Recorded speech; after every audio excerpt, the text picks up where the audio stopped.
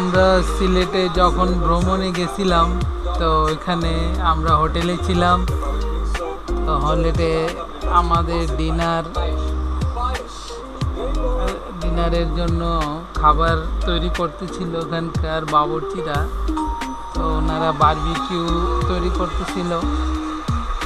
তখন আমি গিয়ে দেখলাম যে খুব ভালোভাবে রান্না করতেছে।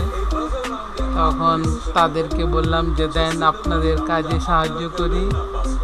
তখন তাদের থেকে নিয়ে আমিও রান্না শুরু করে দিলাম।